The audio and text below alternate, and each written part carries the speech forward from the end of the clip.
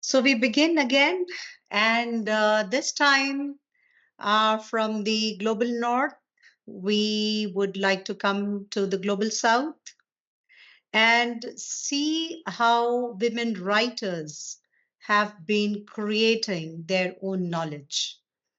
Um, so this presentation is more about Dalit women writers and how do they create their own knowledge, which is valuable uh, for us.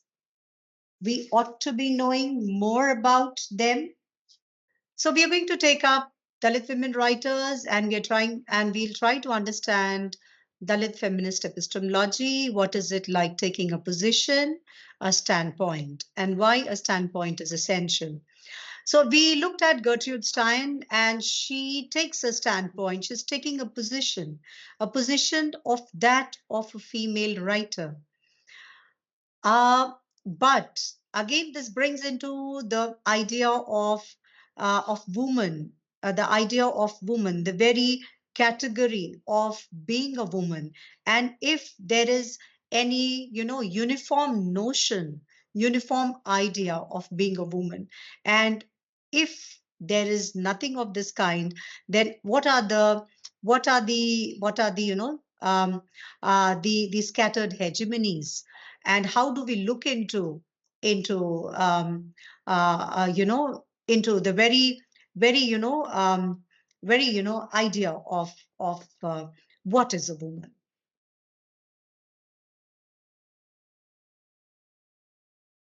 So I think I'll start with Judith Butler. I think that we have not yet become human, or I might say in a different way, that the category of the human is in the process of becoming. What constitutes the human is a site of contestation. There are clashing cultural interpretations about what the human ought to be, and that every time you assert human rights, you are adding to the meaning of what the human is. Knowledge is not for knowing, knowledge is for cutting. What kind of cutting is it? What is it for? Again, mm, to quote Foucault, in our time, history is that which transforms documents into monuments. In that area where, in the past, history deciphered the traces left by men, it now deploys a mass of elements that have to be grouped, made relevant, placed in relation to one another to form totalities.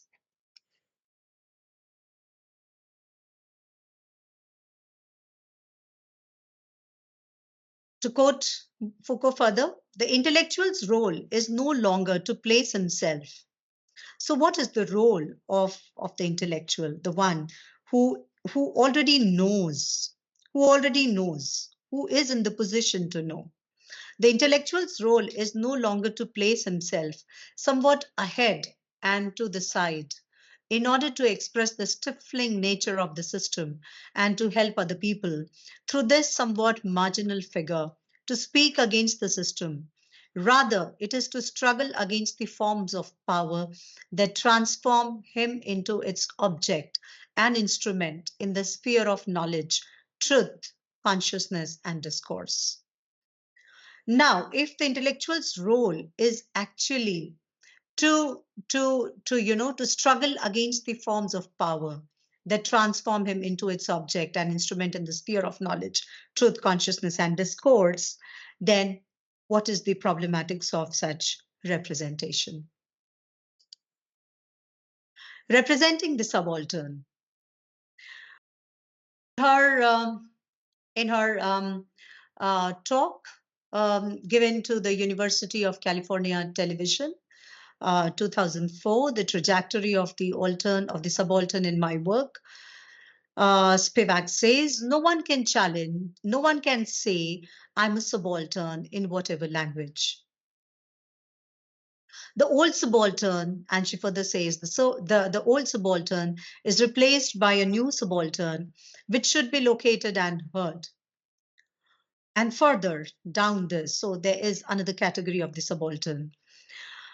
The desire to speak for the other, and then again, the desire to speak for the other, to represent the subaltern. The desire to speak for the other is likely to result, and these are the dangers, and actually she's hinting at the dangers. The desire to speak for the other is likely to result in a state of precariousness, which leads to a zone of speechlessness. Because in the process of speaking for the subaltern, the elite may end up speaking for one's own. Therefore, instead of representing the subaltern, Spivak points to the need to learn. So to learn, and we as readers, how do we how do we make that effort to learn from the subaltern to get into the reading task and thereby devise a philosophy of education that would develop want of a better expression. The response of those who have agency and a speech becomes important. Now, when we look at feminism, the feminism of the global north and the feminism of the global south, and even within the feminism of the global south, the writers who are already,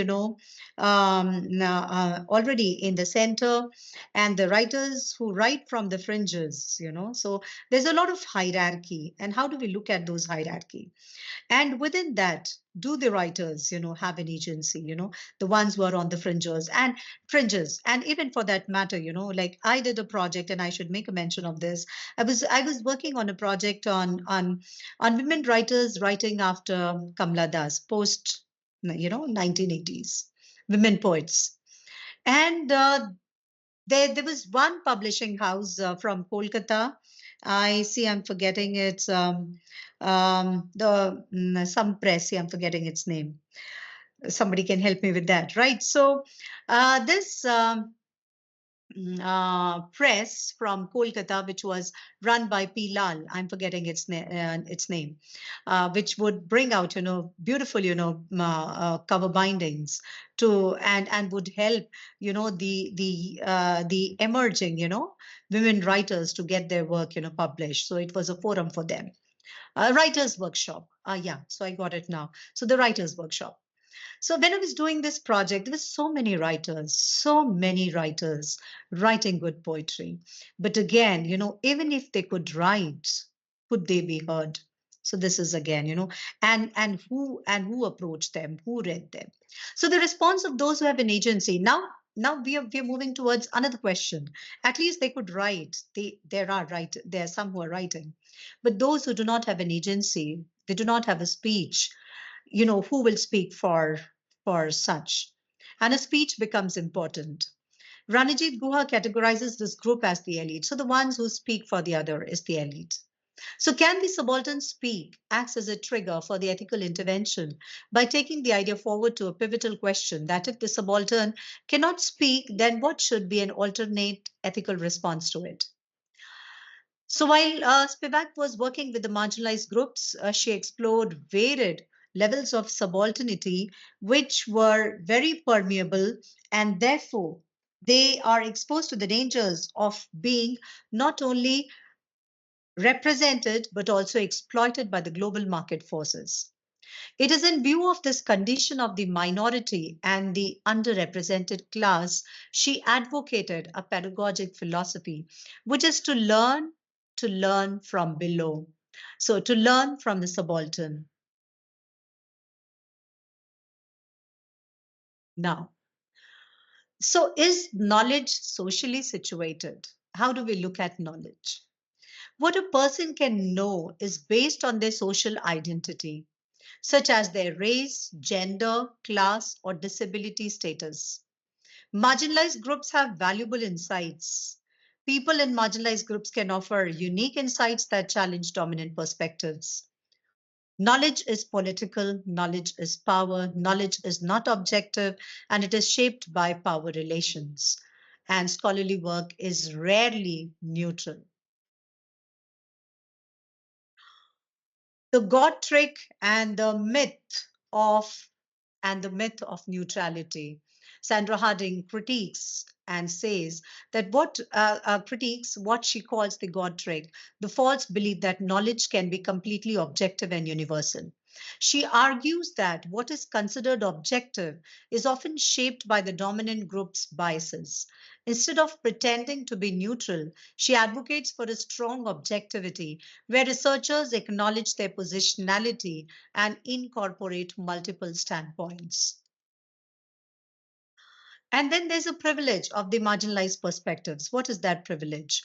So, inspired by Marxist and feminist thought, Harding suggests that marginalized groups, women, racial minorities, and the working class have a unique epistemic advantage.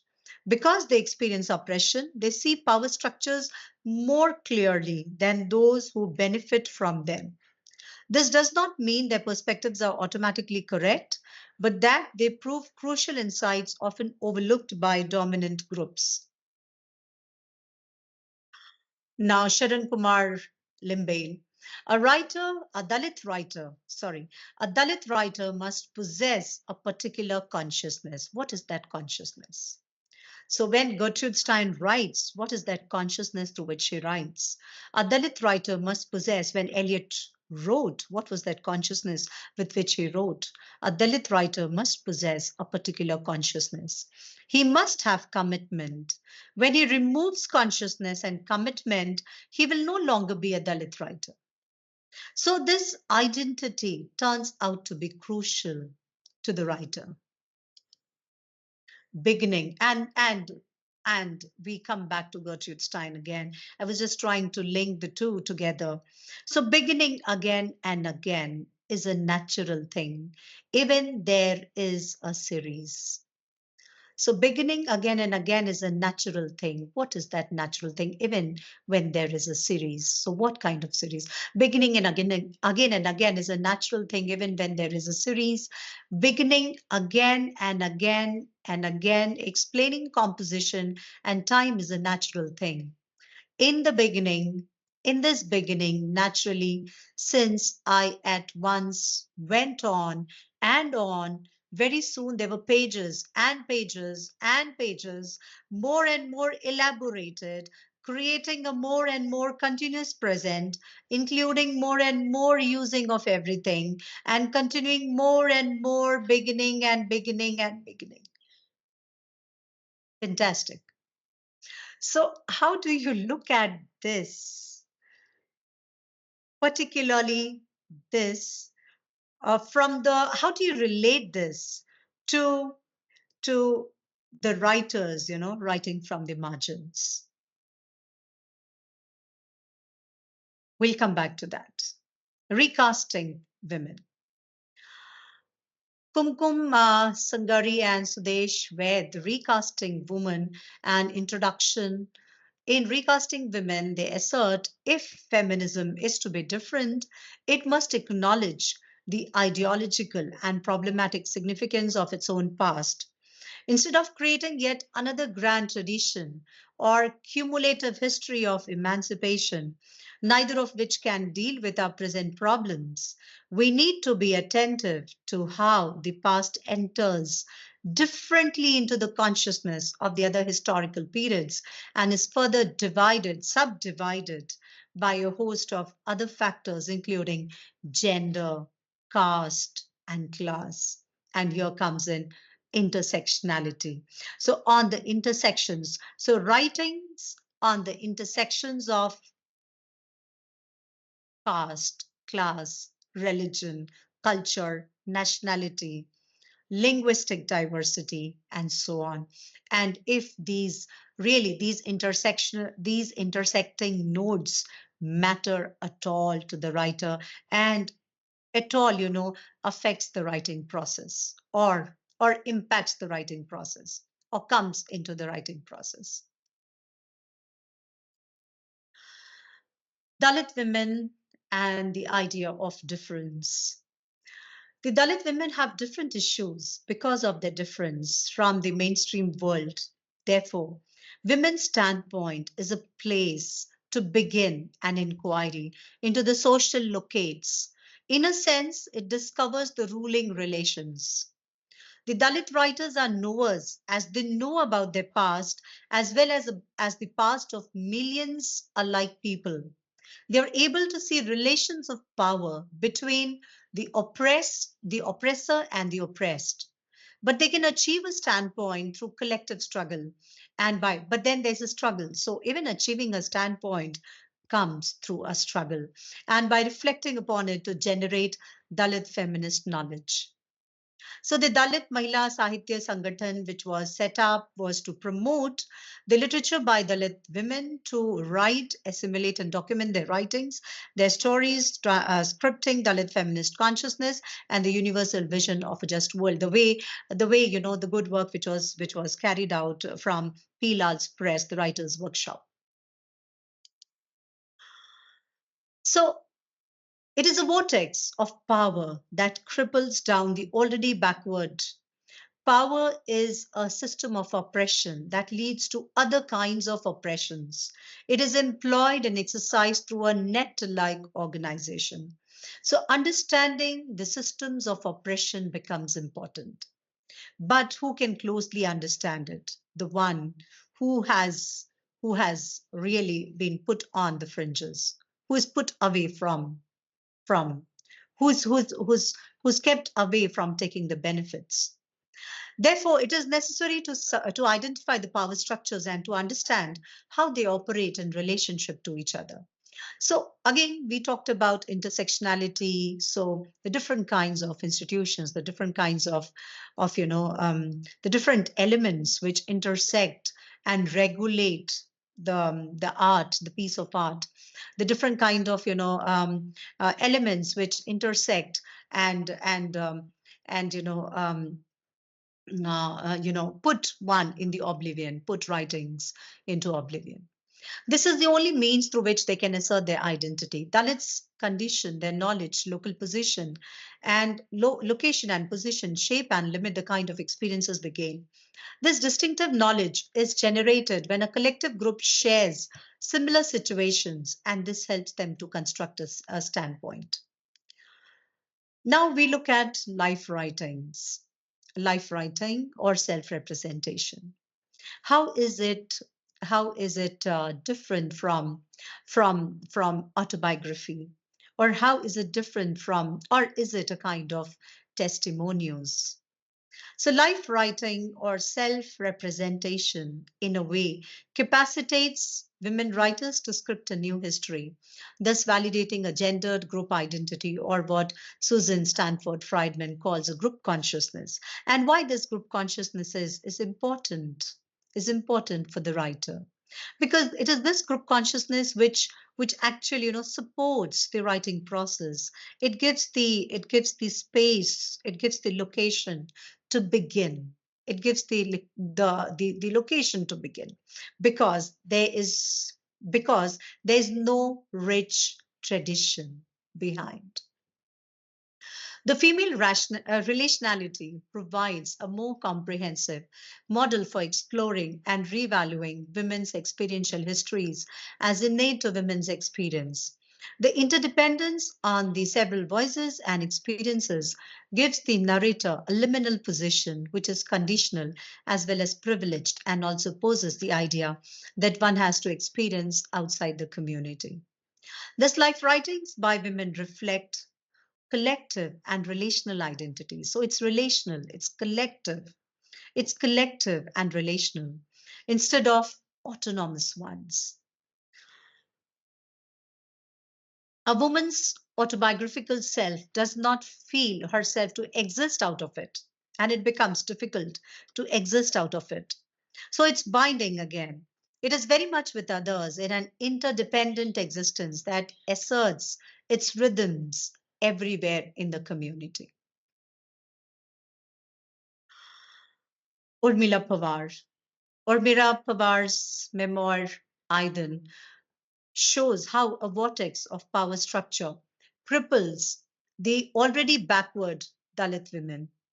These women face blatant subordination due to the intersecting character of the power structures. Power is a system of oppression which is employed and exercised through a net-like organization. And the work, the life writing is not simply a life narrative of a specific Dalit woman, not specific of the writer. Rather, it is a representation of the group consciousness. A whole set of historically silenced bodies are brought under the spotlight, each defined in terms of some kinship, which evokes memories of the past that have been instrumental in shaping the writer's sensibility. So there is a past, but this tradition is not an acknowledged tradition. And a Dalit identity, her Dalitness. So Dalit becomes a means for advocacy. So it doesn't, so basically it's a political expression which is acquired by making supreme sacrifices. Dalits condition and their knowledge, location and position shape and limit the kind of experiences they gain. This distinctive knowledge is generated when a collective group shares similar situations, which then further helps them in constructing a standpoint. Even though poverty and stigma have left an indelible scar on the personality, Urmila's personality, this is what Uma Chakravarti talks of. Her subjectivity is also shaped by a new political understanding, which enables her to make sense of the emotions she experienced as a child. What is she right?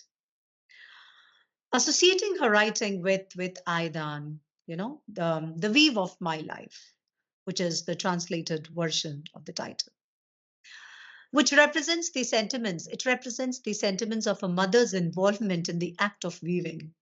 So here, set of women in the act of weaving, doing the womanly woman's work, the Victorian womanly woman's work. So I recollect, the lines from The Princess by Tennyson, Alfred Lord Tennyson: man for the field and man for the field and woman for the hearth, man with the sword and with the needle, she, man to command and she to obey, all else is confusion, right?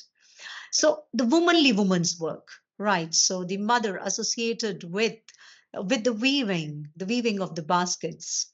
But on the one side, we have the weaving of the baskets. Just now, in the previous lecture, we came across how weaving, how this tapestry is created by Gertrude Stein in her own distinct style. So she's also weaving. She's also weaving. And then again, we see another one here who's Urmila Pawar. So she takes a reference from that weaving and she begins. And if you look at the Afro-American women writers, particularly, weaving stands to be a metaphor for expression, for writing. So associating her writing with Aidan, which represents the sentiments of a mother's involvement in the act of weaving, Pawar explicates the weave is similar, is it not? The weave is similar. It is a weave of pain, suffering, agony that link us. I find her act of I find that act I find that her act of weaving and my act of weaving are originally linked in a way. Another meaning associated to Aidan is weapon. Weapon. So a creature feminine, So again, a weapon. Pawar's life writing acts as a potent tool to put forward. So writing from the bodies, right? So life writing acts as a potent tool to the white ink that we talked about, to put forward her agenda of exposing the structural barriers that have delimited, ill-treated and marginalized Dalits and the Mahar women in particular. So she comes from the from the Dalit Mahar category, and she focuses on this set of women, this set of women. So when we look at when we look at the feminism of the global South, we find the scattered hegemonies, we find the pluralities And how do we understand these pluralities? How do we appreciate these pluralities? How do we make a sense of these pluralities? And how do we create, how do we, document these, pluralities? So documenting the pluralities is also essential. uh, Divided into 12 chapters, which are simply numbered without any title. So here again, the experimentation without any title. So it's sweeping, it's fluid, it transcends from one onto the other, and it's all spiral, it's linked. So it's like going back. I can recollect, Shashi Deshpande and the way the weaving goes in her writing. So likewise, you see, or it could be anyone, Faye Weldon. There's so many such, we can take names. How the weaving happens, going back and forth and back, in time, and weaving, creating a pattern which is more, circumlocutory, which is more circular in nature rather than a linear structure. So text maps the journey of Pawar, and in the process strides from the private consciousness to a collective consciousness. So the private moves to the collective, and the collective is actually a very important, important element. It's an important, space for one to begin from.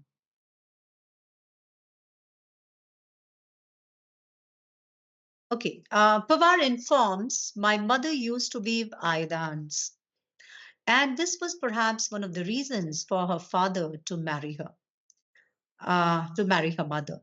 Weaving is a skill. It is linked to a heritage of female creativity, seen as a marker of ethnic solidarity. Solidarities, we talk about the feminist solidarities, and associated with the modes of relation and devotion for the family. The trope of the female weaving is also found in Black women's writings to suggest female bonding and community life. The writer defines herself not as a writer who stands outside the community. So even for the Blacks, the communities, going to the South, the community, the Black feminist solidarities, it matters the most. So, but as a figure within, the writer places herself within a community reconstructed in terms of a feminism whose origins are now not outside but inside. In women's writings, this suggestive metaphor comes in part from a feminist desire to interrupt masculine intellectual culture with female imagery. Feminist scholars have referred to women's act of writing as weaving. While drawing a connection between writing and weaving, Dorothy Driver says, writing is linked to thatching and knitting and weaving, the acts women perform in the construction of home and community. Both weaving and writing were a significant necessity in Pawar. She had seen a mother involved in weaving baskets out of a necessity to support the family financially. But later, her rigorous involvement with weaving resulted out of nostalgia and bereavement as she lost her 21-year-old son in plague and cholera pandemic. Pawar informs medicines were scarce and the poor could neither have access to health facilities nor could afford it. Pandemics are more devastating for the poor as compared to the rich. So there have been many, documentaries, videos, which also came out during the pandemic. That how does such calamities, impact, the genders differently. It's not just the man, woman, but the genders differently. So pandemics are more devastating for the poor as compared to the rich. The social and economic divisions further worsen the vulnerability of the already vulnerable groups during catastrophe. Pawar's experiences of being a Dalit woman, her knowledge and her location, which she proudly mentions. I was born in a backward caste, in a backward region, that to a girl did not limit her. And she proudly mentions. So, what is she doing when she says this, when she takes a position, when she takes a standpoint? What is she doing? She's writing from that space. She's making a beginning over here. I was born in a backward caste, in a backward region, and that to a girl, that to a girl. So look at the intersections here. So intersections of caste and intersections of gender. Experiences viewed as central to any analysis or understanding of Dalit women's lives. By writing down her experiences and the experiences of the women of her community, Pawar achieves a standpoint which is crucial to emancipatory practice. Now, you see, how do you look at these writings? The writings by Gertrude Stein, the writings by the Dalit women writers, the writings by the Black women writers, what are these like? Are they emancipatory projects? How do we look at the writings? So, emancipatory projects. So, emancipating from what? What are the structures that clutch them and trap them and delimit them? And how do they transcend? How do they challenge those structures?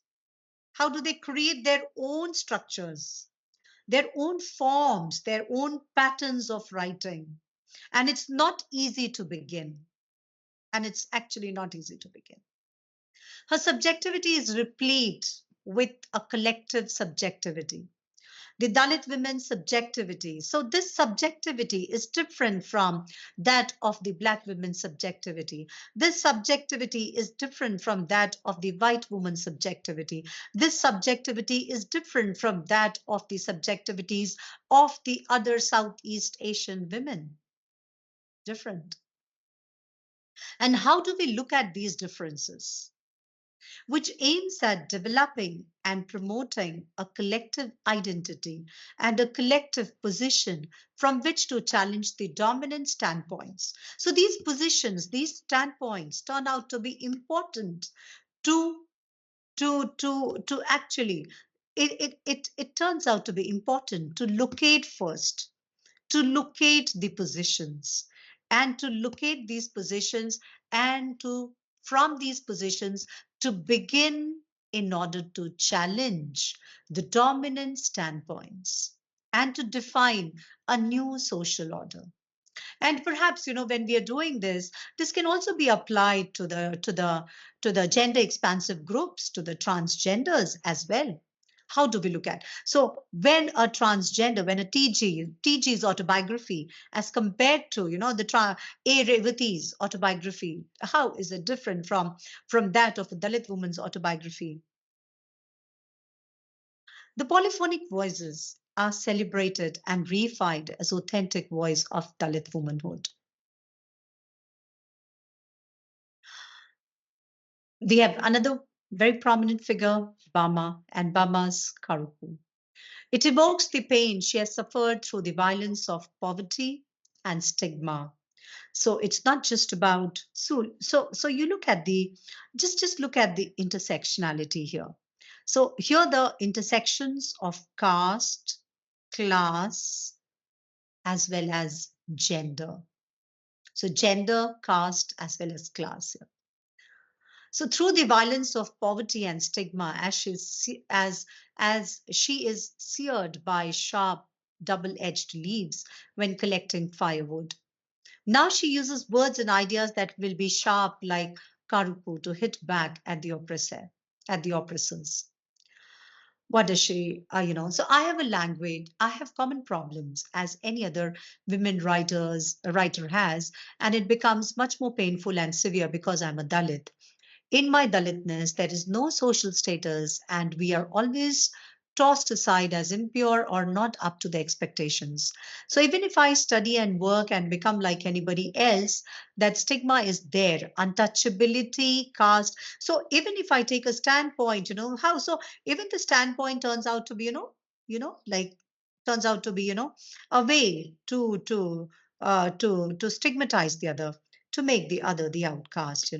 So it has its own challenges. Untouchability, caste system, discrimination, and violence are very crucial.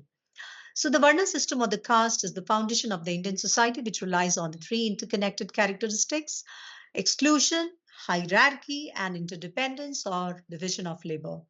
Caste based institutions such as endogamous marriages, electoral politics have perpetuated high caste nationalisms while delegating the struggles of marginalized groups by dismissing their lives and battles as worthless. Virama. Now, if you look at, she constantly, what is she? So her writings mirrors nuances, enriches, and deepens the fine anthropological account of laboring women in Tamil Nadu.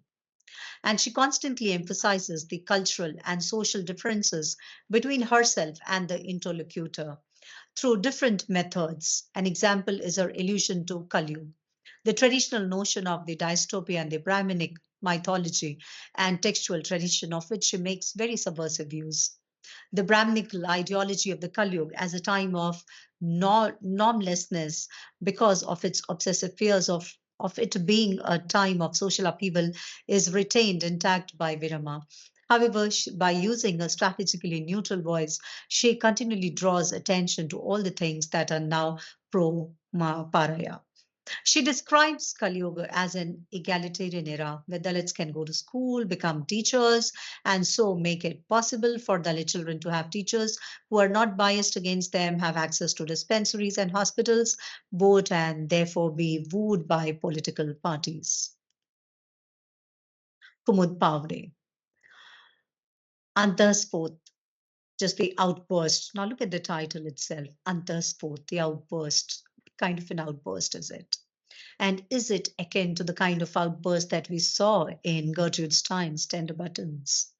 Expresses how she accessed the sacred knowledge system by studying and teaching Sanskrit.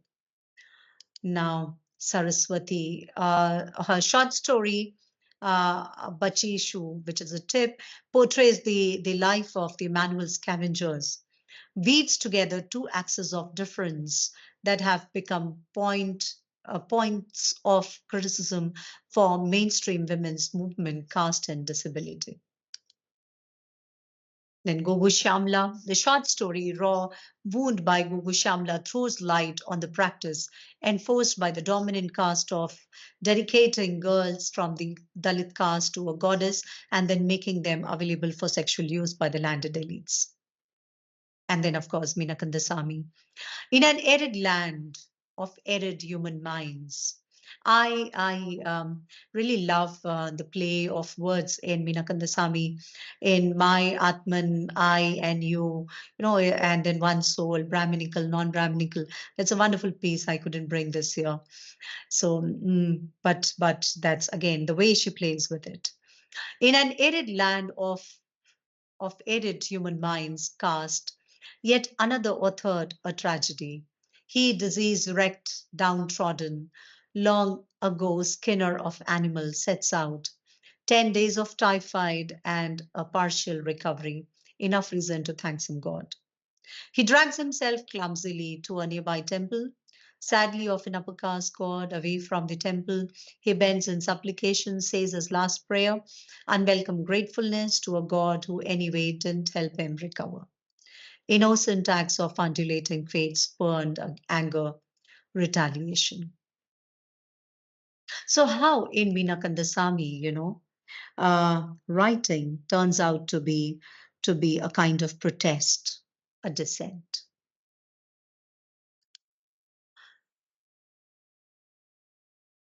Um, Here we have Kalyani Thakur, a renowned Dalit feminist writer from Bengal, and in an interview it said, "For me, writing poems is participating in cultural movement. I write poems to register my thoughts." So does it actually apply to Gertrude Stein and to the other writers that we discussed today?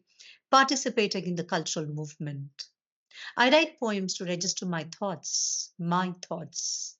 So there's no borrowing, there's no tradition, there's no looking back. My thoughts and feelings.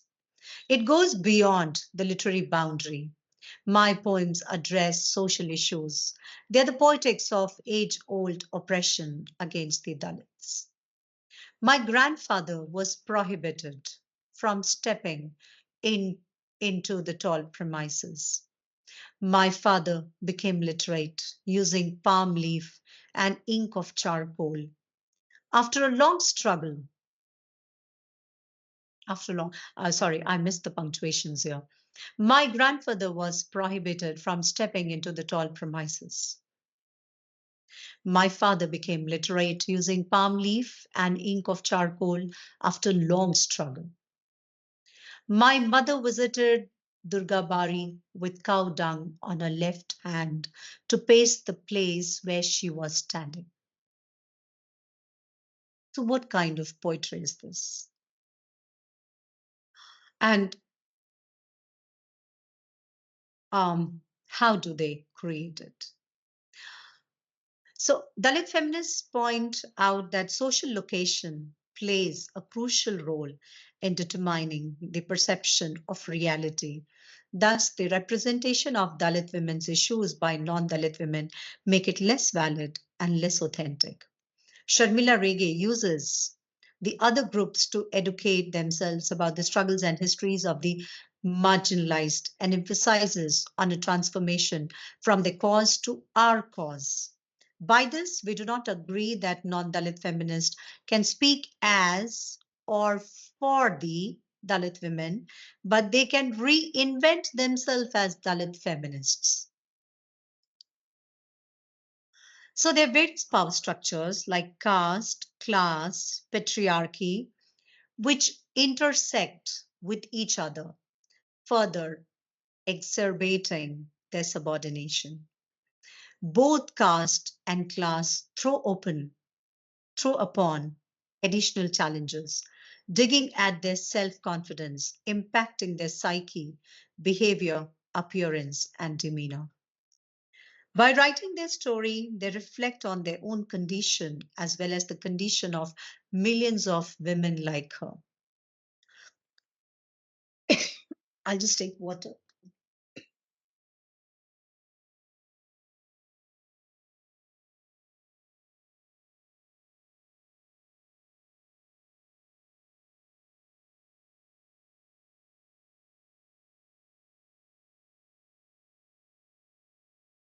So by writing their story, they reflect on her, on their own condition, as well as the conditions of the millions of women like them, like her.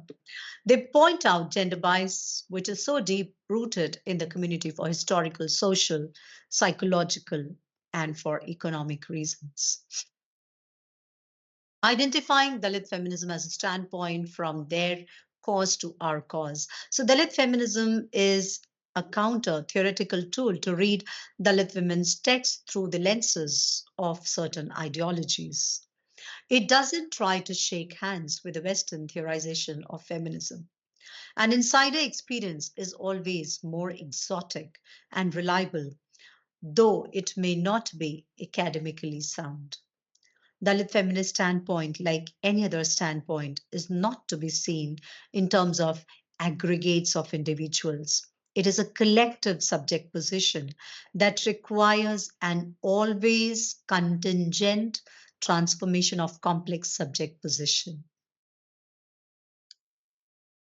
So, feminism is for everybody, and the world needs to unite for that.